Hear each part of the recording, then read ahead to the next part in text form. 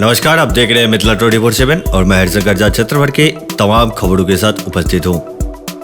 मधेपुर थाना क्षेत्र के बड़मुना सतार टोली के निकट भूथीवाला नदी में बुधवार देर शाम एक व्यक्ति का शव उफलता देखा गया।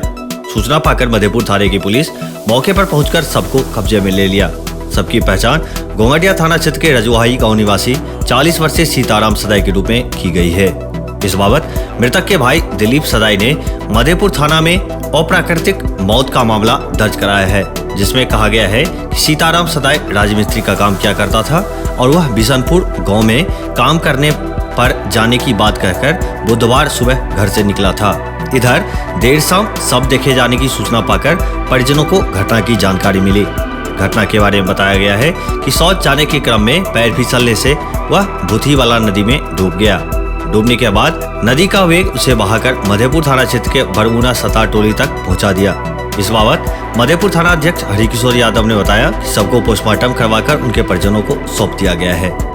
वहीं भेजा थाना क्षेत्र के खड़ी गांव निवासी पलटन पंडित ने अपने 25 वर्षीय पत्नी रानी देवी की गुमशुदगी रिपोर्ट दर्ज कराने हेतु भेजा थाने में आवेदन दिया है, जिसमें रविवार शाम 4 बजे से घर से लापता होने की बात कही गई है। आवेदन में कहा गया है कि वह मानसिक रूप से बीमार रहा करती है तथा कुछ दिन पहले भी वह घर से बाहर निकल गई थी, तो काफी खोजबीन करने के बाद उसे लखनऊ थाना क्षेत्र के मनमोहन गांव से बरामद किया गया था। वहीं मधेपुर थाना क्षेत्र के बाकी गांव से पुलिस ने बुधवार रात एक नशेबाज को धर दबोचा।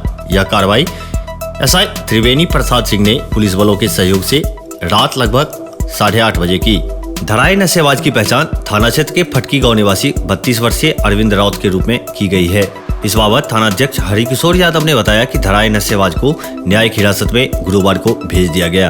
वहीं जिले के रुद्रपुर थाना क्षेत्र के नवनगर गांव निवासी सुशील ठाकुर ने बुधवार शाम मधेपुर में एक एफआईआर दर्ज कराई है। दर्ज एफआईआर में मारपीट करने, जबरन सादे कागज पर हस्ताक्षर बनवा लेने, 1 लाख रुपया मांग करने का आरोप लगाया गया है। मामले में सिकरिया गांव निवासी बालेश्वर ठाकुर तथा उनके पुत्र रमेश ठाकुर सहित अन्य 4-5 अज्ञात लोगों को नामजद आरोपी बनाया गया है। घटना का कारण भूमि विवाद बताया गया है। सुशील ठाकुर का ननिहाल सिकरिया गांव है और नाना के पैतृक संपत्ति को लेकर विवाद चल रहा था।